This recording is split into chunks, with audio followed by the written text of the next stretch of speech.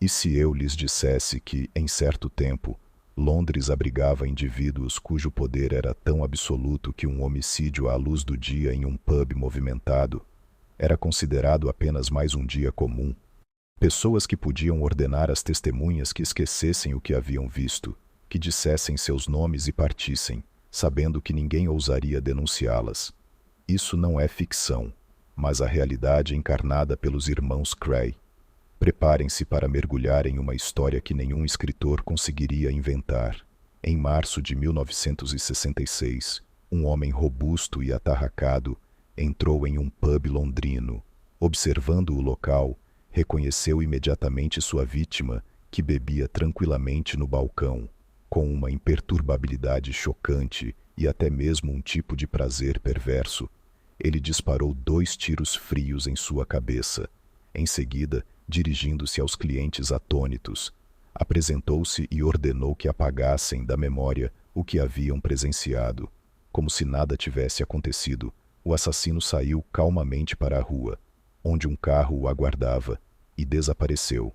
Era Ronald Cray, e junto com seu irmão gêmeo, Reginald, por mais de uma década, ele reinou incontestável sobre todo o submundo criminoso de Londres. Sob a proteção dos Cray, operava até mesmo a máfia americana, e os gangsters locais não desejavam de forma alguma obstruir sua organização, conhecida como a Firma. A influência dos irmãos Cray se estendia aos mais altos níveis do poder, chegando até a Câmara dos Lordes. A reputação de assassinos implacáveis ajudou-os a criar uma muralha de silêncio inquebrável, graças à qual ninguém ousava colaborar com as forças da ordem, tornando os irmãos praticamente invulneráveis à lei. Hoje, vamos lhes contar essa história incrível, mas absolutamente autêntica. Ronald e Reginald Cray nasceram em 17 de outubro de 1934, filhos de Violet e Charles Cray. Sua educação foi cuidada principalmente pela mãe e seus parentes. O pai era um típico vendedor ambulante, sempre viajando, comprando e vendendo mercadorias diversas. Raramente estava em casa, mas provia regularmente a família. Então Violet e as crianças, embora não vivessem no luxo, tinham um teto e meios de subsistência. A infância dos irmãos transcorreu no East End, um bairro que não se destacava pelo luxo e riqueza. Era um típico bairro operário, onde as leis da rua eram obedecidas com muito mais fervor do que as da rainha. Os homens do East End tinham apenas 3 caminhos principais: trabalhar arduamente em um emprego legal, dedicar-se ao boxe na esperança de vencer na vida, o que, a propósito, muitos conseguiam, ou mergulhar de cabeça nos negócios ilegais. O degrau mais alto da hierarquia criminal no East End era o vilão, do inglês villain, malfeitor. Os vilões eram homens robustos que construíam sua autoridade através de inúmeras brigas, ganhando dinheiro paralelamente com a chamada proteção de pequenos comerciantes. Mais simplesmente, eram racketeers, que constantemente lutavam por seus territórios ou tentavam conquistar novos. Em parte lembrava o que Martin Scorsese mostrava em seu filme Gangues de Nova York. Esse estilo de vida existia no East End há décadas, e os gêmeos cresciam com as histórias do pai sobre os vilões do passado, enquanto viam os vilões modernos. O avô paterno deles, apelidado de Jamie Cray, o Louco, era um excepcional lutador de rua. Embora fosse um simples comerciante, havia brigado com praticamente todos os vilões do East End e frequentemente saía vitorioso desses confrontos. O avô materno, na juventude, ganhou o apelido de Bala de Canhão por seu punho nocauteador, que demonstrava nas lutas de boxe. Como se pode ver, Ronnie e Reggie cresceram em um ambiente onde dominava a lei da força. Não é de admirar que tenham aceitado essas regras do jogo desde a mais tenra idade. As habilidades físicas hereditárias, que lhes permitiam prevalecer nos confrontos, apenas reforçaram sua convicção. A violência era a chave para alcançar qualquer objetivo. A primeira infância dos gêmeos coincidiu com o período da Segunda Guerra Mundial, o que, no entanto, não os impediu de passar muito tempo nas ruas. Lá, imitando os vilões adultos, organizavam brigas com os meninos das ruas vizinhas.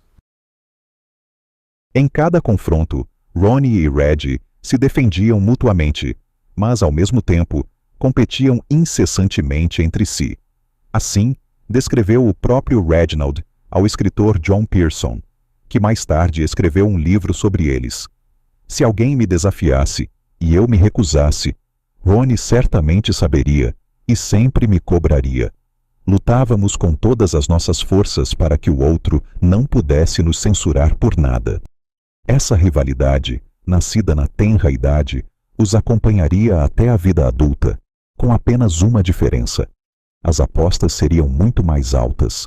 No mesmo período, formou-se nos gêmeos também a atitude em relação às forças da ordem. Os habitantes do East End, em geral, tinham uma postura extremamente negativa em relação à polícia, preferindo resolver todos os problemas com seus próprios métodos, muito mais habituais do que colaborar com a lei. Isso, sem dúvida, influenciou as opiniões de Ronnie e Reggie. No entanto, a afirmação definitiva das convicções anti-polícia ocorreu em um exemplo mais pessoal para os irmãos. Seu pai, desertor durante a guerra, escondia-se das autoridades no East End, voltando frequentemente para casa. Com a mesma frequência, a polícia o procurava, pegando Charles de surpresa. Nessas situações, os gêmeos precisavam desviar a atenção para que o pai pudesse se esconder ou para que os policiais não encontrassem seu esconderijo. Não menos influência do mundo criminal teve o boxe na vida de Ronnie e Reggie. Seu avô praticava boxe, seu irmão mais velho praticava boxe, e o East End estava cheio de histórias de pugilistas locais, não menos do que de vilões locais. Era praticamente predestinado que os gêmeos, cedo ou tarde, também subiriam ao ringue. Seu avô os levou ao primeiro treino na academia local. Poucos anos depois, começou-se a falar seriamente deles como a esperança do East End. Até o momento em que se profissionalizaram aos 16 anos, os gêmeos venceram todos os seus combates amadores, o que não era de forma alguma surpreendente, considerando as lembranças do treinador de infância sobre o quão dedicados eram aos treinos. Os irmãos trouxeram para o esporte aquela rivalidade de que falamos antes. Se, por exemplo, Ronnie não quisesse levantar para a corrida matinal, Reggie o chamava de fraco, e o orgulho ferido do irmão o forçava a sair debaixo das cobertas. Essa rivalidade os tornava quase fanáticos por sua arte e lhes permitia dar 110%. O único obstáculo que impediu os gêmeos de expressarem plenamente seu potencial pugilístico foi a crescente paixão pela violência de rua, na qual se aprofundavam a cada ano. No início, foram flagrados espancando um garoto com correntes de bicicleta, após o que este se salvou por milagre. Mas as testemunhas foram intimidadas antes mesmo do início do processo, e Ronnie e Reggie saíram ilesos. Depois, espancaram um policial que lhes fizera uma pequena observação. Neste caso, foram salvos de uma condenação real apenas pela intervenção de um sacerdote local para mitigar a pena, e os irmãos se safaram com liberdade condicional. No entanto, isso praticamente encerrou sua séria carreira pugilística, já que os empresários, na maioria dos casos, recusavam-se a trabalhar com lutadores conhecidos por sua crueldade fora do ringue. Tanto mais que, em breve, eles mesmos enterrariam qualquer esperança de um futuro esportivo. A maneira como os gêmeos evitariam o exército não lhes deixava outra opção, senão se tornarem outros vilões do East End. Foi o seu primeiro sério confronto com a lei, no qual deixaram claro que não jogariam pelas regras de outros em nenhuma circunstância. Suas aventuras no serviço militar pareciam mais uma comédia criminal do que eventos reais. Tudo começou em março de 1952, quando os gêmeos foram chamados para servir na unidade londrina dos Royal Fusiliers. Já no primeiro dia, os irmãos não gostaram muito do treinamento militar e, espancando o oficial designado para sua companhia, abandonaram arbitrariamente o posto, voltando para casa como se nada tivesse acontecido. A polícia encontrou os gêmeos dormindo pacificamente em suas camas na manhã seguinte e os levou de volta à unidade. Os superiores militares locais decidiram não fazer alarde e trancaram os irmãos, junto com outros transgressores, em uma espécie de cela de contenção, impondo uma semana de punição. Lá, conheceram um ladrão chamado Wild Morgan e, junto com ele, abandonaram novamente o serviço no primeiro dia após a libertação da cela de contenção. Desta vez, decidiram não voltar para casa de vez, já que da última vez só haviam conseguido ficar uma noite. Semelhante ao pai desertor, começaram a fazer raras incursões à casa da mãe para comer e dormir um pouco. Todo o resto do tempo, Ronnie e Red passavam nas ruas do East End, onde Wild Morgan, que roubava desde os 8 anos, os introduziu ao mundo criminal de Londres. Os gêmeos, junto com Morgan e suas gangues de conhecidos, invadiam lojas de comerciantes à noite, levando tudo o que conseguiam roubar. Essa atividade lhes permitia ganhar um pouco de dinheiro, que era imediatamente gasto em bebidas nos pubs locais. Além da diversão alcoólica, os irmãos começaram a ganhar os primeiros pontos para sua reputação de sérios lutadores de rua. Até então, eram conhecidos apenas como jovens pugilistas promissores.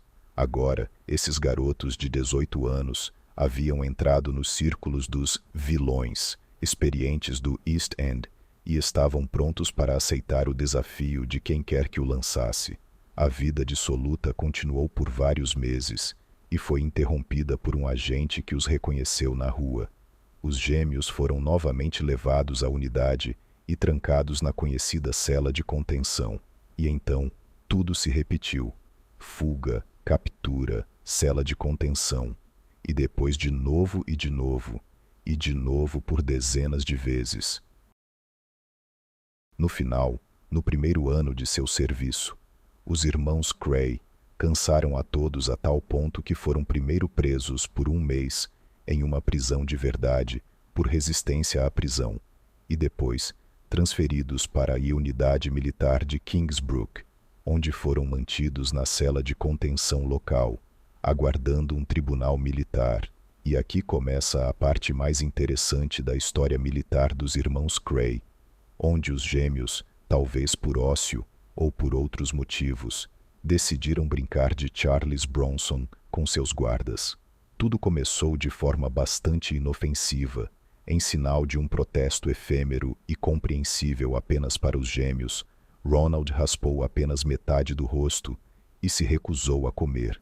Mas depois começou um verdadeiro teatro do absurdo e da violência. Eles jogavam comida e louça nas paredes, tiravam todas as roupas e as rasgavam, junto com a roupa de cama, em pequenos pedaços, gritando constantemente e batendo nas paredes e nas grades da cela. Qualquer guarda que tentasse entrar na cela e acalmar os prisioneiros violentos invariavelmente se deparava com os punhos de 2 pugilistas bem treinados. Em um guarda, colocaram um balde na cabeça e o espancaram até que o pobre homem fosse retirado da cela por seus colegas. Outro se aproximou demais das grades. O algemaram a elas com suas próprias algemas. Outro supervisor, que acreditava em suas forças, foi amarrado a um poste com seu próprio cinto. E enquanto seus colegas corriam em seu socorro, Ronnie e Red conseguiram espalhar jornais ao redor do guarda, incendiá-los e executar uma dança ritual improvisada, como se estivessem fazendo um sacrifício. Eles se tornaram tão insuportáveis que os guardas aceitavam levá-los ao bar local e comprar-lhes bebidas, apenas para acalmá-los. O auge de toda essa loucura foi uma fuga, cujo objetivo era participar do almoço de Páscoa na casa da mãe. No curso de um plano cuidadosamente estudado, os irmãos e outros 2 prisioneiros roubaram as chaves da cela, saíram, espancaram os guardas em superioridade numérica e fugiram da base militar a bordo de um carro já preparado. O único problema era que o homem que havia roubado o carro para eles do lado de fora havia colocado gasolina suficiente apenas para metade da viagem. Assim, os desventurados fugitivos não puderam desfrutar dos saborosos pratos da mãe, mas foram capturados e levados de volta à custódia. Esse ato foi a gota d'água para o escritório militar, e o tribunal foi adiado com urgência e ocorreu quase imediatamente após sua captura. Durante o processo, Ronald e Reginald Cray foram condenados por suas façanhas a uma ridícula pena de 9 meses de prisão, e também foram oficialmente dispensados do serviço militar. Essa decisão agradava a ambas as partes. Os militares não precisavam mais manter soldados que causavam apenas problemas, e os Cray finalmente se desligaram definitivamente do serviço militar que odiavam. 9 meses depois, saíram da prisão com a ideia, agora firme em suas mentes, de que a violência era a chave de todas as portas, e começaram a construir seu império criminal, abrindo com essa chave até as portas mais luxuosas e bem protegidas. Os 9 meses de prisão, segundo as autoridades, deveriam ter sido uma punição pelo comportamento dos gêmeos. Na realidade, porém, serviram aos irmãos de forma diametralmente oposta.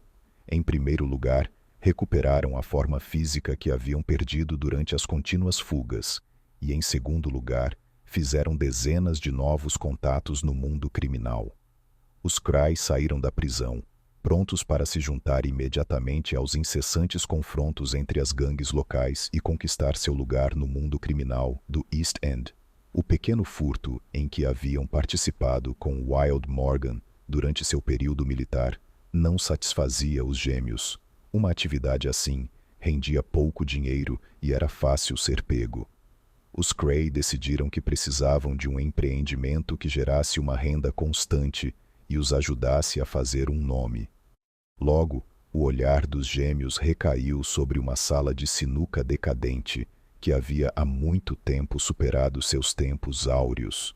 O local, chamado Regal, uma sala de bilhar com 14 mesas, que estava vivendo seus melhores dias, era um ponto de encontro para gangsters locais, que iam para se embriagar, brigar e extorquir dinheiro do gerente.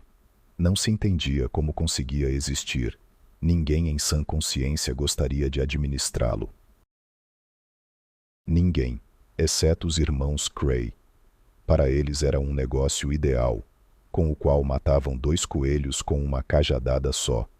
Em primeiro lugar, defendendo o local dos contínuos ataques de gangues locais, demonstraram sua força em todo o East End, e em segundo lugar, sem a constante retirada de dinheiro pelos racketeers, a sala de sinuca era capaz de gerar uma pequena renda constante.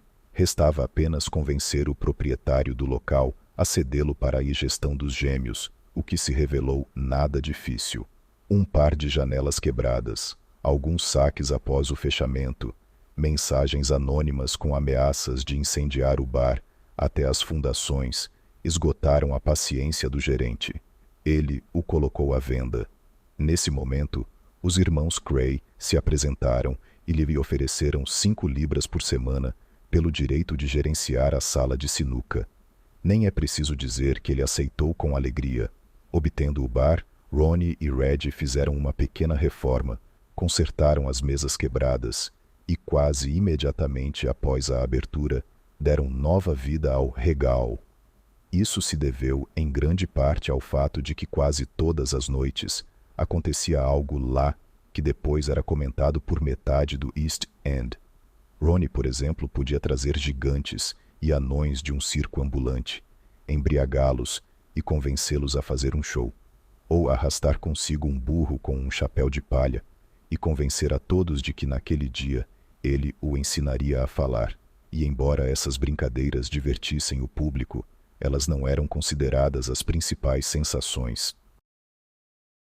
Esse papel era desempenhado pelas contínuas brigas. Um dia, Reg podia quebrar a mandíbula de um vilão local, porque ele o chamara de pirralho, e outro dia, ele e Ronnie, com sabres de abordar, expulsavam do bar uma gangue que queria extorquir dinheiro deles. Todos aqueles que queriam obter algo dos novos proprietários do regal invariavelmente falhavam. Tal fama fez da sala de sinuca dos gêmeos um refúgio para dezenas de pequenos criminosos do East End, alguns dos quais, com o tempo, começaram a passar cada vez mais tempo com os irmãos. Pessoas começaram a se consolidar em torno dos Cray, e nasceu uma espécie de sua própria organização criminosa pessoal. Bebiam juntos, repeliam juntos os ataques ao bar e organizavam juntos incursões em territórios alheios para desafiar a gangue local. E embora esta última Faisal ainda não fosse um ato de conquista de uma nova esfera de influência, mas fosse realizada por uma estranha diversão, a ação em si era preparada como uma operação militar. Ronnie pagava propositadamente meninos do local que espionavam aqueles que deveriam ser atacados, e depois lhes reportavam todas as informações obtidas. Depois disso, os papéis eram distribuídos entre os participantes. Por exemplo, se a briga deveria acontecer em um bar, alguém chegava com antecedência, sentava como um cliente, alguém entrava pela entrada principal e alguém pela entrada dos fundos, e quando a batalha começava, os adversários eram cercados e não tinham nenhuma chance de recuar. Como contou um dos participantes dessas expedições, a John Pearson, biógrafo dos irmãos Cray, apesar de a briga ser na verdade apenas pela briga, os gêmeos lutavam como se suas vidas dependessem disso, como se não fosse a Londres noturna, mas os campos da Segunda Guerra Mundial. Depois de derrubar um homem, eles literalmente pisoteavam sua cabeça no chão, sem sentir um pingo de compaixão. Às vezes parecia que até sentiam prazer. E se Ronnie levava consigo seu amado sabre de abordagem, comprado em uma loja de antiguidades, os rapazes do outro lado das barricadas certamente não podiam ser invejados. O postulado da violência como chave de todas as portas, enraizado neles, estava novamente dando seus frutos. Essas incursões e a bem-sucedida defesa de seu bar lhes renderam a reputação de lutadores de rua impiedosos, de certa forma até insanos. Uma massa ainda maior de elementos criminosos começou a se aproximar dos irmãos Cray, e o regal transformou-se de base de sua pequena organização em um ponto de encontro para dezenas de ladrões e assaltantes. Os bandidos levavam aos gêmeos os bens roubados, e estes, por uma pequena porcentagem, podiam mantê-los sob sua proteção, enquanto o ladrão procurava os locais de venda. A polícia ainda não sabia nada da sala de sinuca dos irmãos, e sua reputação permitia garantir a segurança dos bens roubados. Muito em breve, os crescentes contatos permitiram aos gêmeos não apenas receber mercadorias em custódia, mas também conectar um ladrão a um receptador, ou quem tinha uma informação sobre um negócio ao executor direto, obtendo em cada caso sua porcentagem. Os Cray estavam se tornando uma espécie de garantia criminal. Eram confiáveis, respeitados, e sua autoridade no mundo criminoso crescia a cada dia.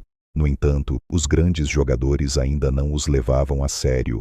Para os vilões experientes que controlavam ruas ou até bairros inteiros, um par de garotos que reuniam os ladrões locais em sua sala de sinuca não despertava interesse particular. Todas essas suas guerras com outras pequenas gangues, que no final não traziam nem dinheiro nem territórios, pareciam a cúpula do mundo criminal, uma espécie de infantilidade.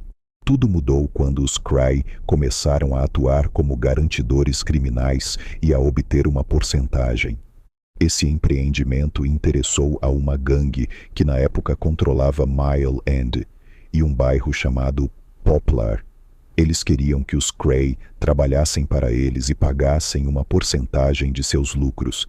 E para que os gêmeos entendessem a oferta com extrema precisão, o líder dessa gangue os convidou para conversar em um dos pubs sob seu controle. Quando o convite se espalhou pelo East End, começou a se murmurar que a primeira grave derrota dos Cray em uma briga de rua ocorreria exatamente naquele encontro. e não havia nada de surpreendente em as pessoas pensarem dessa forma. Naquela gangue, havia 3 irmãos que não haviam perdido um único combate de boxe amador, lutando nos pesos pesados, enquanto os gêmeos eram apenas 2, e nos pesos médios, e ainda perdiam 10 centímetros de altura em relação àqueles rapazes. Imaginem o espanto de todo o mundo criminal, quando, após aquele encontro, espalhou-se a notícia. Os irmãos Cray não apenas saíram vitoriosos da briga, mas espancaram seus adversários tão brutalmente que um deles por pouco não perdeu a vida, enquanto os gêmeos se safaram apenas com alguns hematomas e arranhões. Foi uma vitória, após a qual o mundo criminal de Londres não pôde mais ignorar os irmãos. Não apenas os pequenos ladrões e assaltantes, mas também os vilões experientes do East End começaram a levá-los em consideração, e uma vez estabelecida a autoridade, era hora de sair dos limites da sala de sinuca e começar a ganhar muito mais dinheiro. Tendo vencido aquela briga, Ronnie e Reggie asseguraram o território controlado pelos adversários derrotados, e com ele dezenas de pontos que pagavam semanalmente, pelo que em nosso país é conhecido como cobertura. No East End daquela época, era dado como certo que um vilão que controlava um determinado território recebia uma pequena porcentagem de todas as atividades nesse território pela proteção contra pequenos arruaceiros. E se considerarmos que as pessoas do East End não gostavam particularmente da polícia e havia uma miríade de pequenas gangues, essa proteção era vantajosa não apenas para os racketeers, mas também para suas vítimas. Por algumas libras por semana, eles obtinham a possibilidade de trabalhar tranquilamente. Os irmãos Cray começaram a receber pagamentos de tudo. Se você possui um pub, paga os gêmeos. Se vende frutas, paga os gêmeos. Se administra um clube de jogos de azar ilegal ou um bookmaker, mais uma vez paga os gêmeos. Se antes eles recebiam porcentagens dos ladrões, sob condição de assistência, agora bastava que o furto ou o assalto ocorresse em seu território.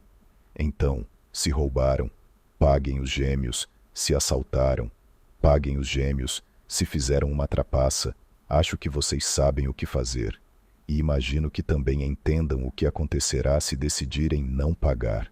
Por volta dos 20 anos, Ronnie e Reggie ganhavam muito mais do que a maioria do East End.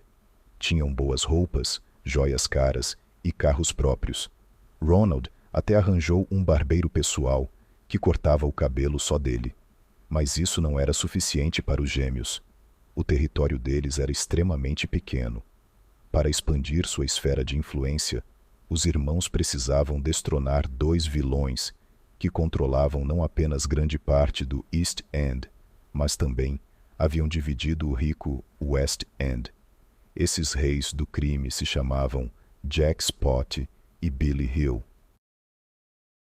As gangues sob sua liderança trabalharam por 10 anos sem entrar em conflito aberto. Ambos os chefes preferiam resolver questões sérias negociando, em vez de atirar a todo custo.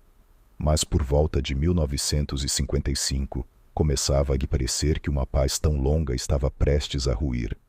Hill, com os anos, tornara-se extremamente desconfiado e via traição em todo lugar, enquanto Spot o considerava louco por isso e temia um ataque. Foi por isso que Jack Spot foi pessoalmente até os irmãos Cray e os convidou para ir com ele às corridas anuais de Epsom, onde se reunia toda a alta sociedade criminosa de Londres. Ele queria, assim, atraí-los para o seu lado, em caso de conflito aberto, para ter como aliada uma das mais fortes gangues do East End. Os gêmeos aceitaram o convite, mas não tinham a intenção de jogar pelas regras de Spot. Se o velho gangster queria usar os irmãos como fator de contenção da guerra entre gangues, mostrando que havia obtido como aliado a gangue mais impiedosa do East End, e assim equilibrando as chances de uma possível vitória, os Cray, ao contrário, queriam desencadear, em nome de Spot, o maior conflito entre gangues de Londres, e, durante os combates de rua, primeiro destruir os adversários e depois subjugar os aliados nominais. No entanto, Spot e Hill não se deixaram superar. O conflito entre eles durou 1 ano e se limitou a pequenos confrontos, que os velhos gangsters cada vez reduziam a zero. Eles não queriam a guerra porque entendiam que ambos perderiam dinheiro. No final, cansados da situação, em 1956, ambos os gangsters se retiraram, deixando o mundo criminoso de Londres em estado fragmentado. O plano dos gêmeos para uma guerra de gangues em larga escala falhou. Agora era impossível fazer com que duas das gangues mais fortes se chocassem, e desafiar todas as gangues simultaneamente era demais até para os padrões dos irmãos Kray. De uma blitzkrieg fulminante, a conquista do trono criminal transformou-se para os gêmeos em uma guerra de trincheiras. Brigas e tiroteios tornaram-se a norma para os homens da firma. Ora repeliam os ataques de outra gangue, transformando sua sala de sinuca em um posto avançado. Ora atacavam os gangsters que haviam prejudicado a organização. Uma vida assim agradava principalmente a Ronald. Ele planejava constantemente ataques, comprava novas armas, recrutava novos combatentes e expandia sua rede de jovens espiões. As pessoas na organização até o chamavam de "o Coronel", por isso, e ele honrava amplamente seu apelido. Ronnie, que anteriormente não havia perdido em nenhum conflito, começava a se sentir invulnerável, o que se voltou contra ele no final de 1956, quando a polícia o parou no carro com um arsenal inteiro de armas, incluindo uma faca com a qual, poucos dias antes, um homem havia sido gravemente ferido. Posteriormente, a vítima reconheceu Ronald como agressor e enviou o coronel para a prisão por 3 anos com seu testemunho. Esta detenção separou os gêmeos pela primeira vez por um período tão longo e demonstrou claramente o quão mentalmente diferentes podiam ser duas pessoas exteriormente indistinguíveis. Poucos meses depois que Ronnie se viu na cela, os confrontos com outras gangues cessaram gradualmente. Não havia mais o coronel, que estava sempre ansioso para lutar. Descobriu-se que toda essa ânsia de violência por si só vinha apenas de um irmão, e o segundo, como na infância, simplesmente não queria parecer fraco aos seus olhos. Talvez soe tolo, mas além da influência de um irmão sobre o outro, não se podem explicar as mudanças ocorridas. E as mudanças existiam, e eram evidentes. Red usava menos a força, e negociava e firmava alianças mais frequentemente. A cessação do derramamento de sangue liberou para Reginald dinheiro extra e tempo livre, que ele pôde dedicar à expansão dos negócios. Junto com o irmão mais velho, Charlie, compraram vários pubs, abriram seu clube de jogos de azar e organizaram sua própria agência de apostas. Red redirecionou os lucros obtidos pela firma do racketeering para canais legais ou semilegais, criando novas empresas lucrativas, culminando na boate chamada Doyle R. Reginald transformou esse local no primeiro clube de elite do East End. Vândalos locais e arruaceiros não eram admitidos, e por dentro tudo era feito conforme os cânones dos melhores clubes do rico West End. Então, muito em breve, vários representantes da alta sociedade frequentaram o local, muitos dos quais não se importavam em conhecer o bem-sucedido proprietário do famoso clube. Nos 2 anos em que Ronnie esteve na prisão, Red, sem perceber, deu um passo muito importante em seu caminho de ascensão criminal. Fez seus primeiros contatos nos altos escalões. Sem essa ferramenta, a tentativa de estender sua influência nas áreas da moda de Londres teria falhado. No East End, podia se impor apenas com força bruta. No West End, era necessária uma abordagem complexa, em que as conexões desempenhavam um papel importante. E Red já tinha tudo para começar a difundir sua influência ali. Ele pretendia abrir vários clubes de jogos de azar ilegais no West End, que, como seus novos conhecidos lhe haviam dito secretamente, em breve se tornariam legais. A firma, sob sua liderança, se assemelhava cada vez mais a um negócio legal, e em poucos anos, certamente começaria a gerar uma boa renda passiva para seus proprietários, permitindo-lhes nunca mais participar de brigas de rua. No entanto, o coronel, a quem esse desenvolvimento dos eventos não agradava, estava prestes a sair da prisão. Enquanto Reginald gerenciava os negócios e desfrutava da vida, Ronnie, atrás das grades, tentava dominar seus demônios. E no início, tudo ia bem. Ele foi trancado em uma prisão de segurança máxima perto de Londres, onde Reg e os rapazes da firma o visitavam frequentemente. As pessoas lá vinham do mesmo mundo de Ronnie, então ele se sentia à vontade como um peixe na água, e até fez um novo amigo. Tudo mudou quando o coronel, por bom comportamento, foi transferido para uma prisão menos severa. Primeiro, era muito mais longe de Londres, e Reg não podia mais visitá-lo com frequência. Segundo, os detentos lá não eram criminosos empedernidos e se mantinham afastados dele. Ronnie, pela primeira vez em sua vida, ficou sozinho. Gradualmente, ele começou a se fechar em si mesmo, parou de falar com as pessoas, não escreveu cartas e não leu livros. Ronnie estava constantemente tenso, como se esperasse um ataque, e por isso recusava a comida, alegando que estava envenenada. Não dormia à noite, passava horas sentado diante do espelho, como se tentasse entender quem via no reflexo. Tal comportamento alarmou a administração carcerária, que estabeleceu vigilância constante sobre o coronel, e essa foi a gota d'água que levou a um colapso nervoso. Ele atacou os guardas que o observavam, gritando histericamente que não conseguiriam matá-lo. Em pouquíssimo tempo, Ronnie foi transferido para a ala psiquiátrica da prisão de Winchester, de onde, 3 dias depois, sua mãe recebeu uma carta oficial. Seu filho, Ronald Cray, foi declarado louco. O diagnóstico mais preciso, que soava como esquizofrenia paranoide, foi feito no hospital psiquiátrico de Ongar. Quando soube, Reg não acreditou nas palavras do médico. Pareceu-lhe que seu irmão estava simplesmente bancando o louco, exatamente como faziam durante o serviço militar em Kingsbrook. Por isso não podia deixar Ronnie no hospício e organizou uma fuga. Uma vez livre, o coronel no início melhorou, mas o fato de ter que se esconder constantemente, unido à recusa em tomar os medicamentos prescritos, logo trouxe tudo de volta ao normal. Começou novamente a suspeitar de todos ao seu redor, nem reconheceu Reg, e finalmente tentou tirar a própria vida cortando os pulsos. Tal comportamento de o coronel convenceu até Reg de que seu irmão precisava de tratamento médico. Junto com sua mãe, convenceram Ronnie a retornar voluntariamente a Ongar.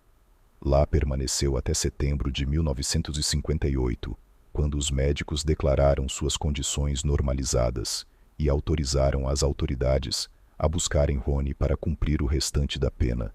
E na primavera de 1959, o coronel Ronnie Cray retornou ao East End. Os medicamentos prescritos pelos médicos permitiam-lhe se parecer exteriormente como antes, mas as ideias que agora nasciam em seu cérebro traíam o esquizofrênico paranoico que residia nele com uma sede insaciável de violência.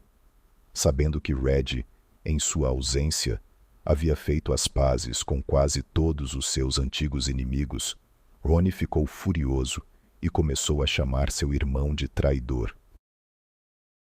Em apenas um mês, o coronel arrastou novamente a firma para conflitos intermináveis com outras gangues, resultando, em 1959, no controle dos irmãos Cray sobre quase todo o East End. Embora agora Reg pudesse esquecer a vida tranquila e os ganhos legais, os negócios da organização não podiam ser chamados de desastrosos. Em Londres, não havia praticamente mais gangues dispostas a desafiar os gêmeos, e o dinheiro que a extorsão produzia seria suficiente até a morte. 4 anos após a primeira tentativa de usurpar o poder criminoso, os irmãos Cray finalmente haviam obtido o que desejavam. A era de ouro dos irmãos Cray foi marcada pela aquisição de um dos melhores locais de jogos de Londres dos anos 60, o clube Esmeralda's Barn. Ronnie, em uma de suas cruzadas, confrontou o bem-sucedido empresário Peter Hackman, que, para se livrar dos gêmeos, revelou o nome do verdadeiro proprietário do clube.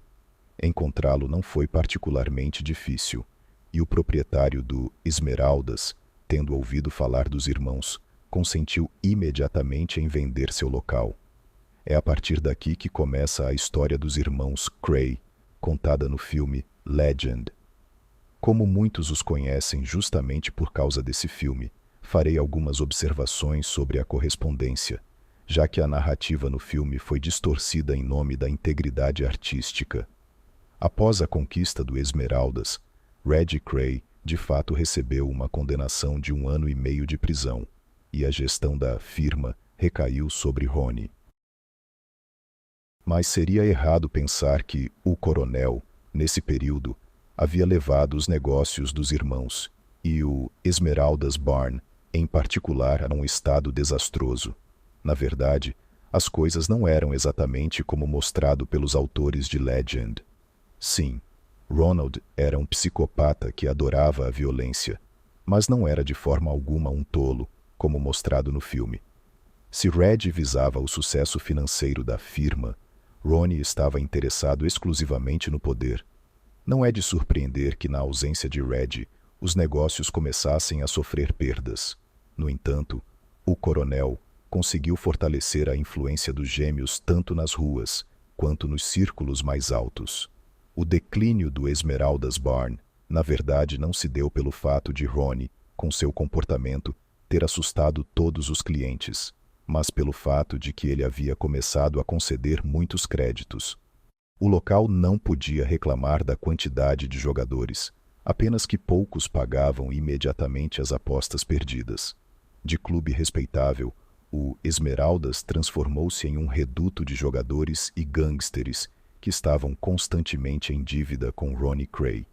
O coronel gostava que dezenas de pessoas lhe fossem obrigadas. Quando os negócios do clube iam muito mal, os rapazes da firma cobravam as dívidas de jogo dos devedores mais recalcitrantes. Era uma forma particular de entretenimento que Ronnie Cray havia inventado. Mas mesmo que o coronel, com seus divertimentos, tivesse destruído todos os ganhos legais da firma, os irmãos sempre teriam a extorsão no East End, e a mão dura de Ronnie, na ausência de Red, apenas fortaleceu a influência justamente por esses meios e permitiu a Ronald levar uma vida de playboy extravagante. Nessa época, ele havia admitido abertamente sua homossexualidade e começou a aparecer em público com seus rapazes. O coronel desenvolvera outra paixão, além do amor pela violência. Gostava de ser o centro das atenções. Ronnie frequentava os melhores restaurantes e clubes de Londres, esbanjava dinheiro e aceitava de bom grado a companhia da alta sociedade. Sua homossexualidade abertamente declarada permitiu-lhe fazer dezenas de contatos com companheiros de interesses, alguns dos quais inclusive ocupavam assentos na Câmara dos Lordes. Assim, Red, ao sair da prisão, deparou-se não tanto com um desastre, mas com as ruínas da parte legal dos negócios que havia construído, sobre as quais repousavam as oportunidades para a construção de um projeto de dimensões muito maiores, ao qual ele se dedicou imediatamente.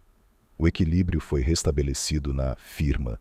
Ronnie ansiava por mais e mais poder e violência, enquanto Red entendia como transformar o crescente poder em dinheiro.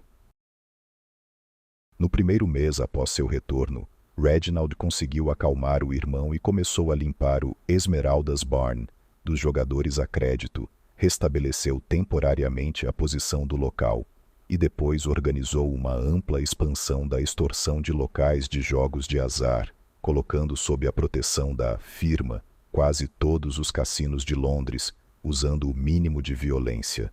A autoridade dos irmãos a essa altura era tal que bastava mencionar o nome Cray para obter o que se desejava.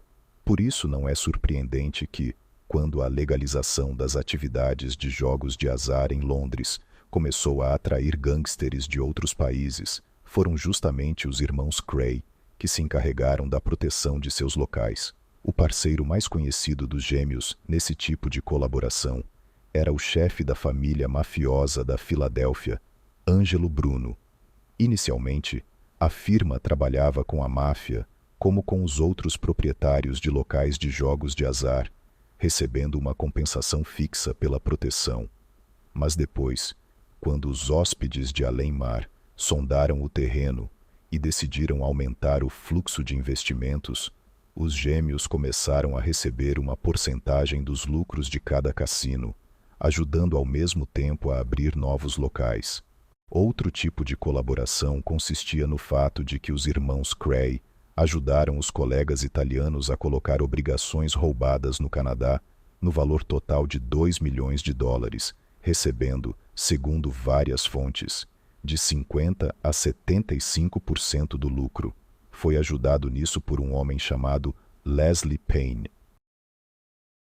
Não há dados precisos sobre quando Leslie se juntou à firma, mas no momento da aquisição do Esmeraldas Barn, ele já estava com os gêmeos e os ajudava a regular as questões legais.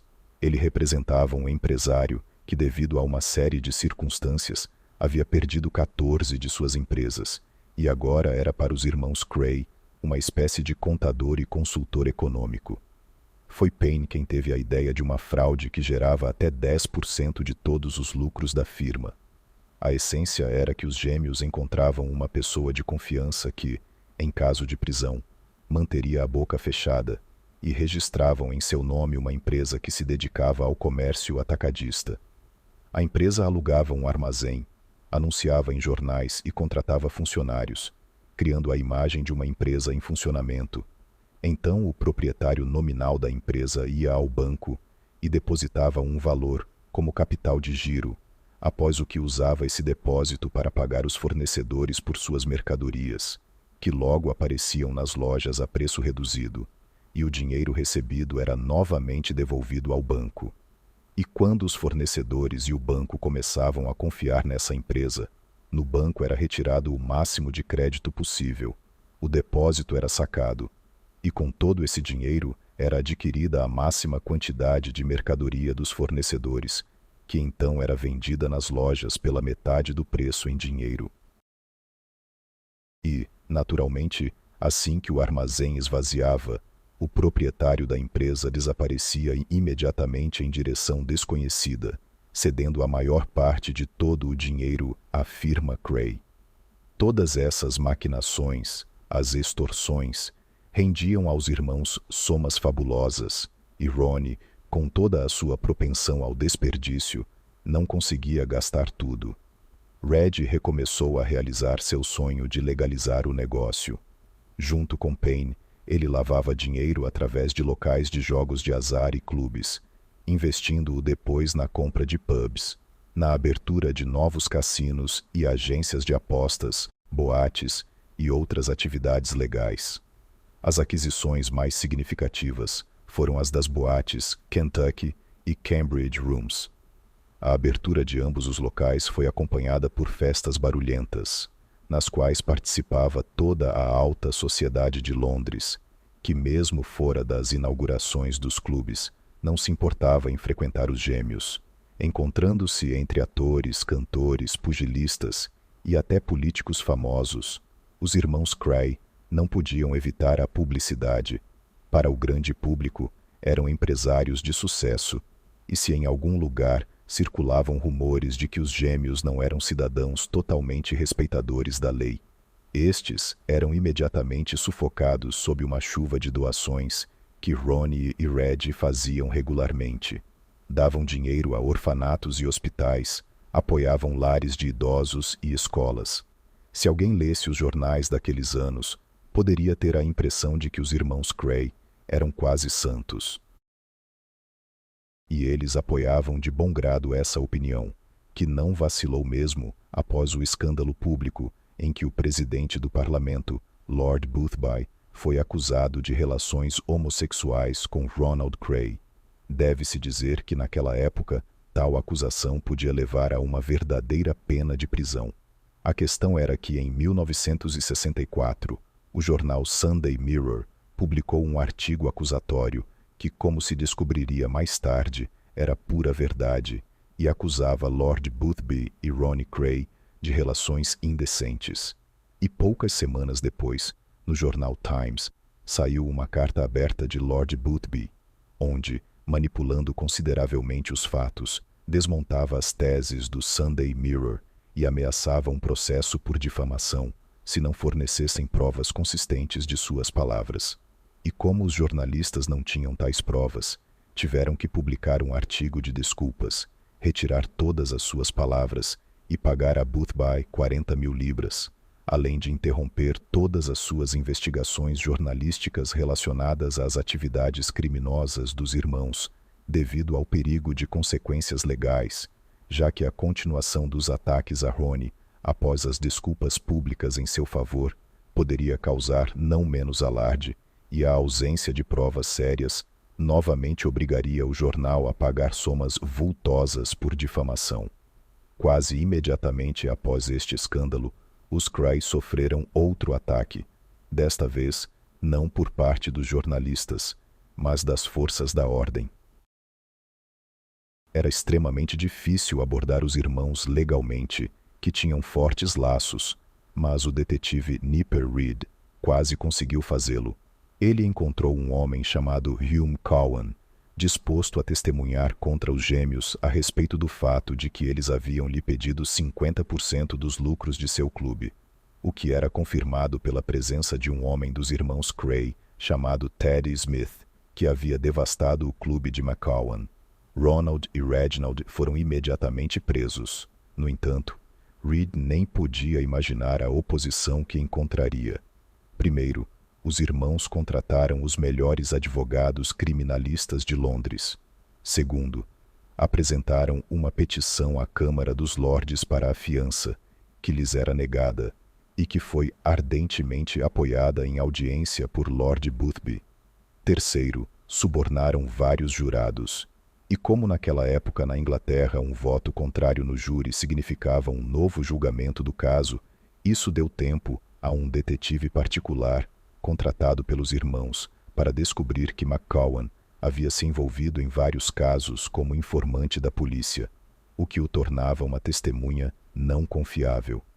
Portanto, a próxima audiência terminou com a completa absolvição dos gêmeos, e como cereja no bolo foi o fato de que um furioso Nipper Reed apareceu na festa dos irmãos pela sua absolvição, para olhar nos olhos os patifes que lhe haviam escapado. Claro, ele os olhou nos olhos, mas depois foi imediatamente transferido para outra tarefa, já que em Scotland Yard estavam chegando dezenas de cartas afirmando que Reed havia sido visto em uma festa com os irmãos Cray. Precisa dizer que as cartas vinham dos próprios gêmeos. Após o sucesso em todas as frentes dos irmãos de que falamos anteriormente, pode ter-lhe surgido uma pergunta lógica. O que Ronnie estava fazendo nesse período? Reggie havia conseguido acalmar o irmão louco? Estava talvez apenas desfrutando da vida por todo esse tempo? E sim, e não. A vida, claro, ele a desfrutava plenamente, mas as paranoias e a sede de violência não haviam desaparecido. Por um certo período, tudo podia correr bem para ele e até ajudava o irmão nos negócios. E depois ocorria uma brusca mudança de humor, e ele podia ir morar por um par de meses em um trailer no meio de um bosque, ou se preparar seriamente para partir para o Congo, em busca de antigos tesouros. Ele até queria criar a maior equipe de assassinos na história das organizações criminosas e coordenar suas ações em todo o mundo. E embora com o tempo essa ideia lhe tivesse saído da cabeça, como muitas outras, Ronnie continuou, ainda assim, a expandir seu exército de combatentes. Se antes se limitava aos rapazes de Londres, Agora as pessoas vinham de todo o Reino Unido. A todos os novos recrutas, além da atividade criminosa, Ronnie também encontrava um trabalho legal, motivo pelo qual a polícia tinha dificuldade em identificar os novos membros da gangue. Paralelamente ao exército de combatentes, cresceu também a rede de espiões do Coronel, que se transformou de um grupo de meninos do local em dezenas de pequenos criminosos, bartenders, taxistas e outras pessoas que ouviam muito por aí. Se alguém tinha informações valiosas, Ronnie as comprava de bom grado. Quem não queria participar dos negócios da firma, mas queria a benevolência dos irmãos, compartilhava de bom grado com o coronel tudo o que ouvia. O único problema era que Ronnie não tinha onde empregar seu exército em constante expansão. Em Londres, não restavam gangues dispostas a empreender uma guerra em grande escala com os gêmeos. Tudo o que Ronald tinha que se contentar eram pequenos conflitos. Alguém havia brigado em um bar com membros da firma ou falado mal dos irmãos? O coronel, sabendo disso, organizava imediatamente uma operação para encontrar o insolente atrevido e depois o punia pessoalmente. Geralmente tal inquisição consistia em espancamentos, ferimentos de faca, sem, no entanto, chegar a um assassinato propriamente dito. Os primeiros, depois de tanto tempo, a permitir que Ronnie superasse as pequenas discussões e sentisse novamente o sabor de uma verdadeira guerra de gangues, foram os Richardson. Para este conflito havia várias razões. A primeira era a antipatia pessoal. Na gangue dos Richardson, havia vários membros com quem Ronnie tinha velhas contas a acertar. Eram Frank Fraser, que estava em desacordo com os irmãos desde os tempos do conflito entre Spot e Hill, e só havia permanecido vivo graças a uma condenação, e George Cornell, que anteriormente havia sido membro da gangue derrotada pelos gêmeos, chamada Blind Strip Boys, e atualmente frequentemente se manifestava publicamente de forma negativa sobre a orientação sexual de Ronnie. A segunda razão era que os Richardson haviam começado a expandir suas atividades para o território dos gêmeos, o que criava um conflito de interesses econômicos. E a terceira razão era que os Richardson não tinham absolutamente medo dos irmãos Cray, e, em resposta à demanda para cessar a expansão, mandaram Ronnie e Reggie para aquele lugar. O coronel finalmente havia recebido o tão esperado desafio. Todos os combatentes da firma receberam imediatamente armas, e a rede de informantes agora trabalhava exclusivamente em uma direção. Ronnie contatou os líderes de todas as gangues que haviam sofrido pelas mãos dos Richardson e firmou uma aliança militar com eles. E quando todas as forças foram mobilizadas, ele começou a preparar um plano de ataque que, no entanto, nunca foi realizado. Os Richardson caíram nas mãos da polícia durante um tiroteio com outra gangue, não envolvida no conflito com os Cray. O único que conseguiu escapar da prisão foi George Cornell, e Ronnie descarregou toda a sua raiva sobre ele. Matou Cornell a sangue frio diretamente em um pub, diante de dezenas de testemunhas, destruindo assim o último membro-chave da gangue dos Richardson. Estes eram os últimos adversários sérios para a firma. Os Cray ocuparam definitivamente o trono dos reis criminosos de Londres. Mas, como frequentemente acontece, as virtudes que ajudam uma pessoa a subir ao topo podem se revelar completamente inadequadas para permanecer nesse topo. O assassinato de Cornell foi um evento tão notório que até os próprios gêmeos duvidaram de que poderiam escapar da punição. Todo o East End sabia que o atirador era Ronnie. Então os irmãos viajaram por um tempo para Marrocos. No entanto, o muro de silêncio não se quebrou. E assim que o caso foi arquivado por insuficiência de provas, os Cray voltaram imediatamente para a Inglaterra, onde os aguardava uma surpresa desagradável. A maneira como Ronnie havia tratado Cornell assustou não apenas os potenciais inimigos, mas também os aliados. Leslie Payne, enquanto os irmãos estavam em Marrocos, deixou a cidade e nunca mais foi visto. E muitos proprietários de casas de jogos de azar começaram a oferecer lucros anuais para não ter que lidar com a firma. As pessoas dentro da organização começaram a temer que a agressão incontrolável de Ronnie pudesse atingi-los também. Para restaurar sua autoridade, especialmente diante de seus homens, os gêmeos queriam realizar uma fuga demonstrativa de um amigo de prisão de Ronnie, Frank Mitchell, apelidado de o Lenhador Louco. Mitchell cumpria uma pena sem data de libertação definida, e essa fuga era uma forma de chamar a atenção para ele, para que as autoridades finalmente estabelecessem uma data precisa. Em 12 de dezembro de 1966, o lenhador deixou arbitrariamente a prisão, que se assemelhava a uma colônia penal agrícola, e foi levado pelos homens da firma para um apartamento em Londres. Lá Mitchell permaneceu por pouco mais de 10 dias, durante os quais escreveu várias cartas abertas, que foram depois publicadas nos maiores jornais ingleses. Nessas cartas, o lenhador dirigia-se às autoridades com a condição de retornar à prisão apenas quando soubesse a data exata de sua libertação. No entanto, o plano dos irmãos não funcionou, e às cartas não houve resposta. Mitchell, constantemente confinado entre 4 paredes, começava a ficar cada vez mais nervoso. Pegou a pistola de um dos homens da firma que o vigiavam e começou a ameaçar os gêmeos que, se não cumprissem sua promessa, ele nunca mais voltaria para a prisão e fugiria, o que os Cry não podiam permitir. No final, o plano, iniciado como uma restauração de autoridade, levou apenas à sua piora.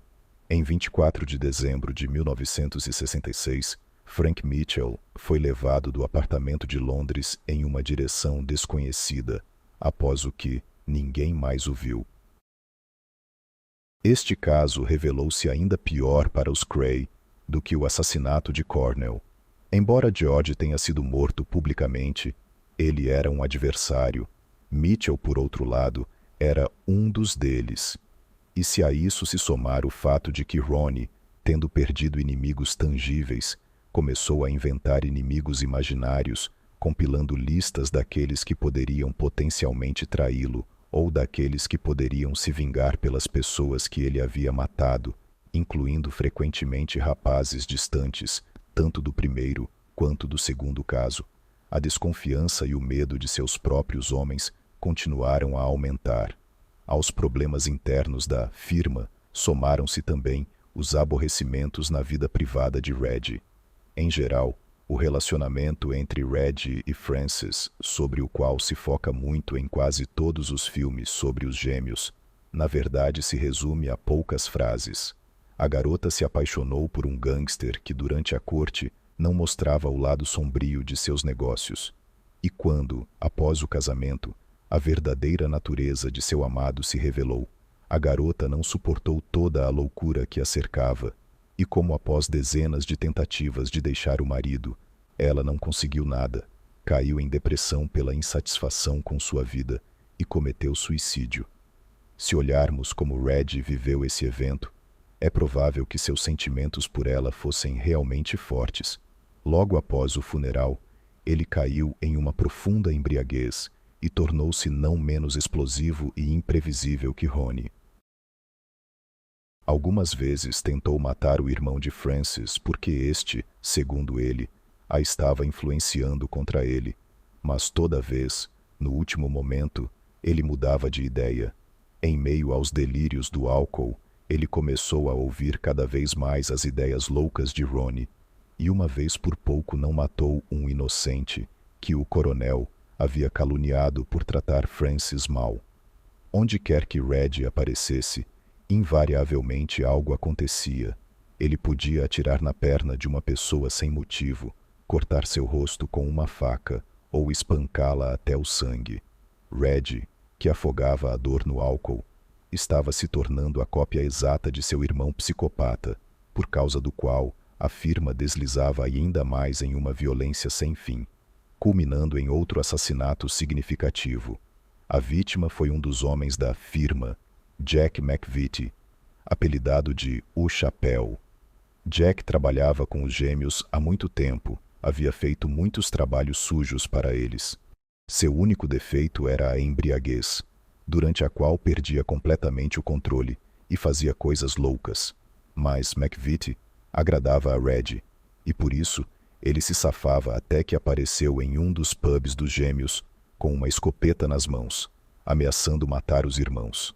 Essa notícia chegou a Ronnie no dia seguinte, e podia-se considerar que o destino de McVitie, a partir daquele momento, já estava selado.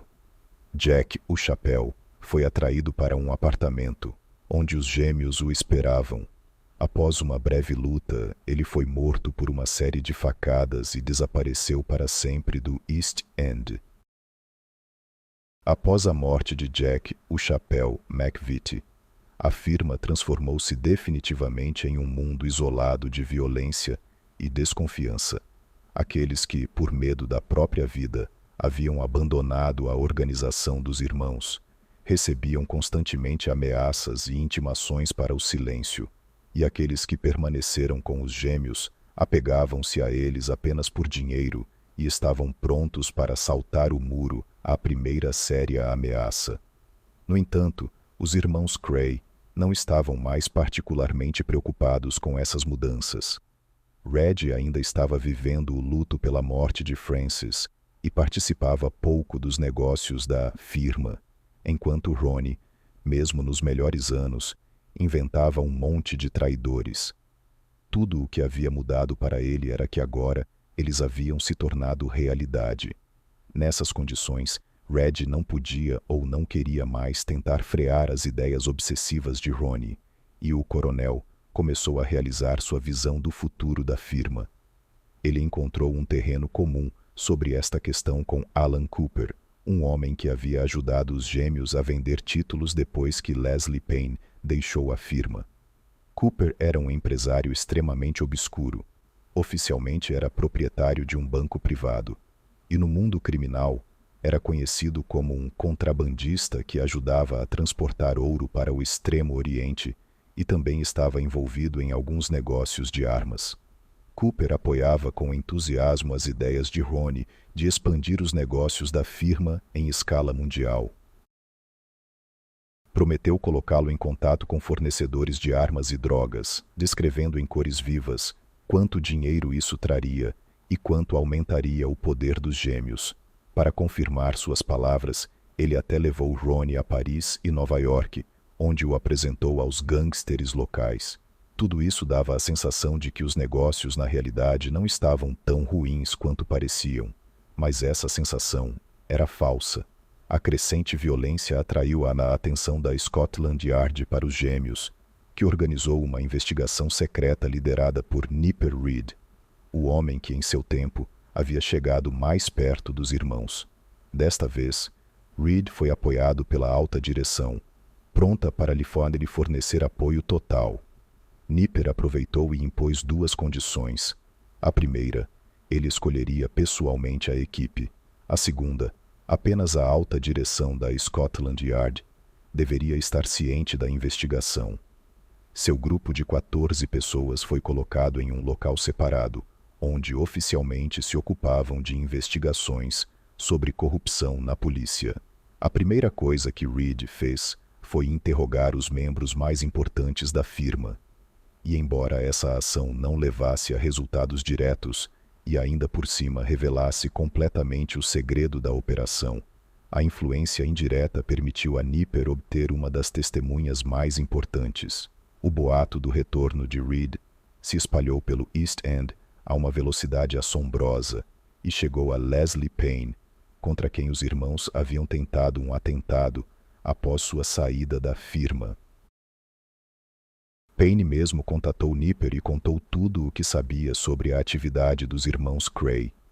Read se viu com dezenas de nomes de pessoas envolvidas nos negócios da firma, além de centenas de nomes daqueles que haviam sofrido danos pelas atividades dos gêmeos. O problema era que as pessoas que prestavam depoimento se recusavam categoricamente a confirmá-los em tribunal, enquanto os irmãos tivessem a menor chance de se vingar. E Nipper teve que assegurar por escrito a todas as testemunhas que seus nomes não apareceriam, no caso até que os Cray e seus cúmplices estivessem atrás das grades. Ele precisava de uma acusação séria contra os irmãos, que permitisse isolá-los atrás das grades, e depois incluir no caso dezenas de testemunhos sobre outras acusações. E depois de um breve período, uma oportunidade se apresentou a Reed. A polícia prendeu um assassino de aluguel com 4 xícaras de dinamite que estava cumprindo uma ordem para a firma. O assassino contou aos detetives tudo o que sabia sobre a atividade dos irmãos e também entregou o mandante, que se revelou ser Alan Cooper.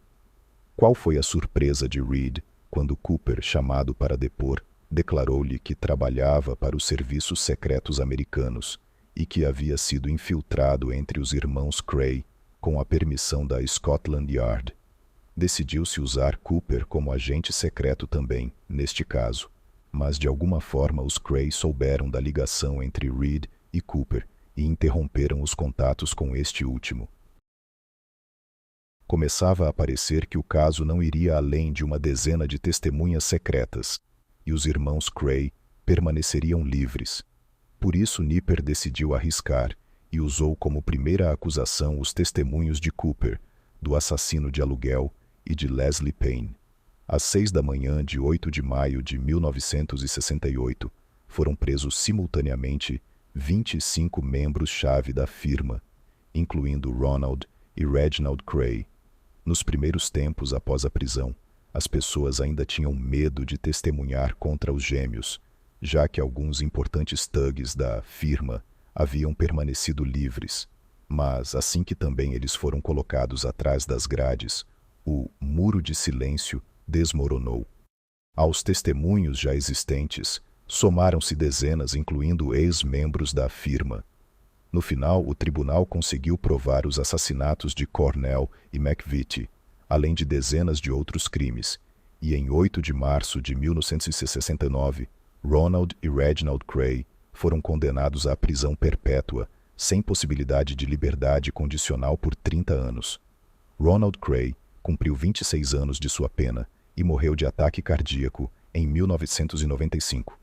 Reginald Cray cumpriu 31 anos e foi libertado 35 dias antes de morrer de câncer em 1º de outubro de 2002. Durante o período de detenção, cada um dos irmãos escreveu sua própria autobiografia. Ronnie e Reggie Cray apareceram regularmente na imprensa até suas mortes. Sobre os gêmeos foram escritos mais de 30 livros e realizados cerca de 10 filmes, baseados na história de suas vidas.